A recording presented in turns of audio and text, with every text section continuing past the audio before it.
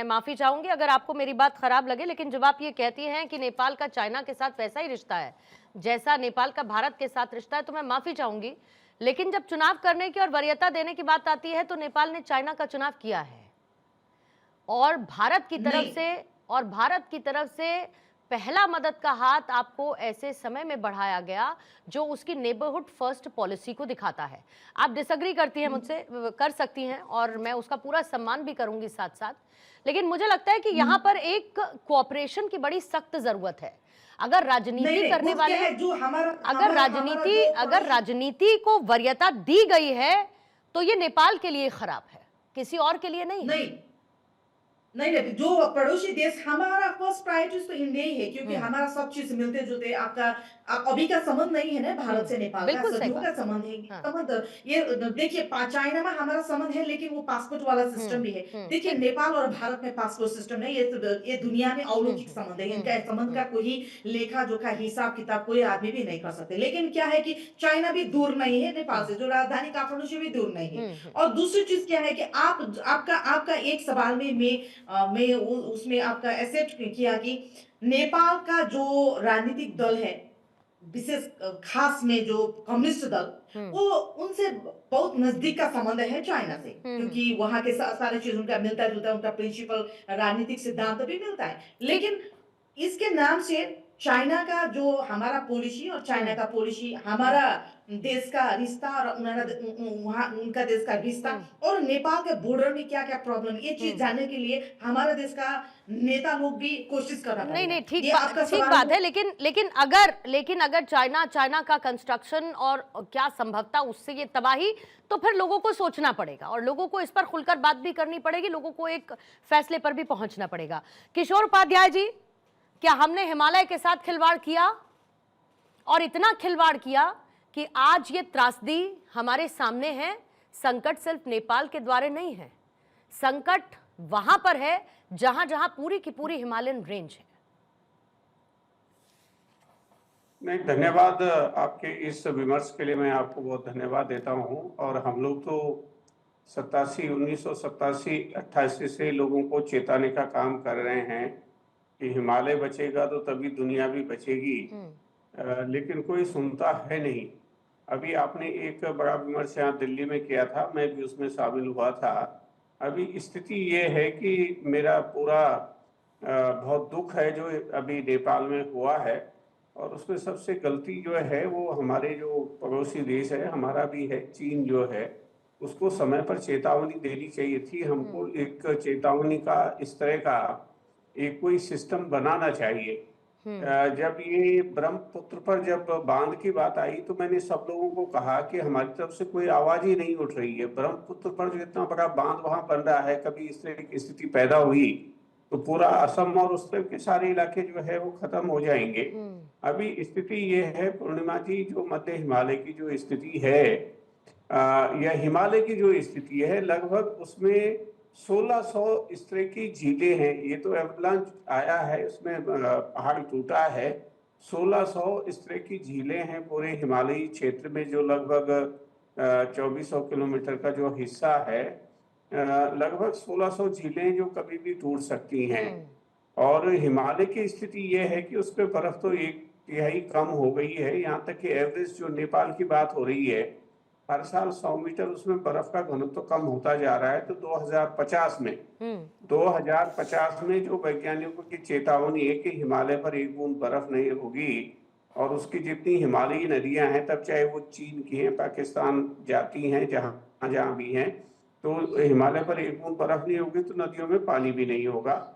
और लगभग जो है 2070 के लिए जो वैज्ञानिक बोल रहे हैं कि हिमालय एक रॉक डेजर्ट में कन्वर्ट होने जा रहा है, अगर हम लोगों ने अभी से संभाला नहीं इन सब चीजों को। और ये मानव निर्मित त्रासदी है। हम ये कहते हैं कि ग्लोबल वार्मिंग है। अरे भाई, ग्लोबल वार्मिंग क्यों हो रही है? हम ही लोग तो ग्लोबल वार्मिंग कर रहे हैं, कोई वाइल्ड लाइफ तो कर नहीं रही है। तो मेरे ख्याल से पूरे एक ये पूरा जो है एक वैश्विक जो है ये आंदोलन बनाना पड़ेगा कि हिमालय कैसे बचेगा और इस तरह की त्रासदियां उनको कैसे रोका जा सकता है। अभी उत्तरकाशी में जो धराली में हुआ, जी। उससे पहले केदारनाथ में हुआ, जम्मू कश्मीर में पहले हुआ।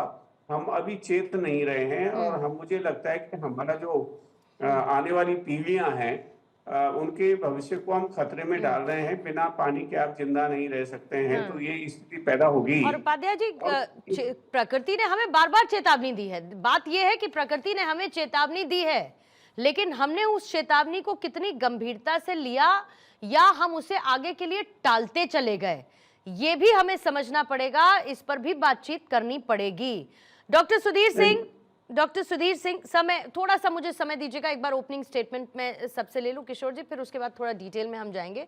डॉक्टर सुधीर सिंह, आपको लगता है कि ये जो पूरा का पूरा हिमालय रेंज है, हिमालय क्षेत्र है, इसको लेकर भारत, नेपाल, भूटान, चाइना, सबको मिलकर एक साथ कोऑपरेटिव मोड में आना पड़ेगा? और दूसरी बात कि क्लाइमेट चेंज जिस तरीके का हो रहा है, जिस तरीके का डिजास्टर मैनेजमेंट है, उसमें आपको जॉइंटली न सिर्फ कदम उठाने पड़ेंगे, बल्कि ऐसी विपदाओं को टाला जा सके, इस पर एक तरीके से जॉइंटली आपको काम करना पड़ेगा। लेकिन ये करेंगे कब? जब हम अपनी जियोपॉलिटिकल टेंशंस को किनारे रखेंगे और ये सोचेंगे बचेंगे तो फिर कुछ कर पाएंगे। देखिए पूर्णिमा जी, पिछले 15 साल में नेपाल में, तिब्बत में, उत्तराखंड में, हिमाचल में बहुत सारी आपदाएं आई हैं। म्यांमार में भी आई हैं, जो हिमालयी क्षेत्र है बेसिकली। ये दिन प्रतिदिन बढ़ता जा रहा है। देखिए, एक लेवल होता है किसी का मिसयूज करने का, किसी को एक्सप्लॉइट करने का। प्रकृति, गांधी ने 1909 में लिखा था कि प्रकृति आपको आपके जरूरत के मुताबिक बहुत देती है, लेकिन आपके का जो लालच है उसके लिए नहीं देती है। चाइना को लालच घुस गया है। सारे नदियों का पानी, वो मेकांग ले लीजिए या और कोई नदी जो अब ब्रह्मपुत्रा पर भी नजर आ गई, उसको अपने इलाके में मोड़ रही है। 11 डैम ब्रह्मपुत्रा के ऊपर बनाया है, मेकांग के ऊपर, जो कंबोडिया, थाईलैंड सहित 5 आसियान देशों में बहती है। तो हर जगह अननेचुरल चीज कर रहे हैं। फिर तिब्बत जो है वो 25 लाख स्क्वायर किलोमीटर का है, यानी 3 Pakistan equivalent to Tibet geography के लिहाज से। पूरे एशिया का, South East Asia, East Asia, Central Asia, South Asia, इसका पूरा का पूरा जो मानसून है वो तिब्बत से तय होता है। वहां वो डंपिंग ग्राउंड बन गया चाइना का। तमाम जो वास्ट हैं, ये एटॉमिक वास्ट वो डाल रहा है। रेयर अर्थ जो चाइना को लीड है, वो तिब्बत को एक्सप्लॉइट करके हो रहा है। अब रेयर अर्थ बहुत ही खतरनाक है, इसका माइनिंग क्लाइमेट चेंज के लिए। तो वहां तो कोई मतलब नहीं है भाई, जो होगा तिब्बत के लोग झेलेंगे।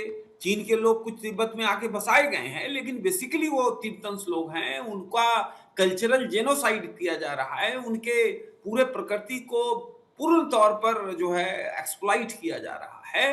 तो चाइना को सबसे पहले ये समझ आनी चाहिए कि तिब्बत की जो क्लाइमेटिक सिचुएशन है उसका सम्मान करें। जब सम्मान करना चाहेंगे तब समझौते और बात सलाह मशविरा तक पहुंचेगी। पूर्णिमा जी, इंटरनेशनल लॉ में जो अपर रिपेरियन कंट्रीज हैं और लोअर रिपेरियन कंट्रीज हैं, नदी के मामले में, पानी बहाव के मामले में, दोनों के अपने हक और हुकूक हैं जो कि यूएन के मार्फत तय है। चाइना कोई नहीं मानता। मेकांग नदी पर साउथ ईस्ट एशिया के लोग रोते रहे हैं पिछले 5-10 साल से, कुछ नहीं सुन रहा। अब ब्रह्मपुत्रा को मोड़ने की तैयारी है। पर यूएन की बात कौन सुनता है सुधीर जी?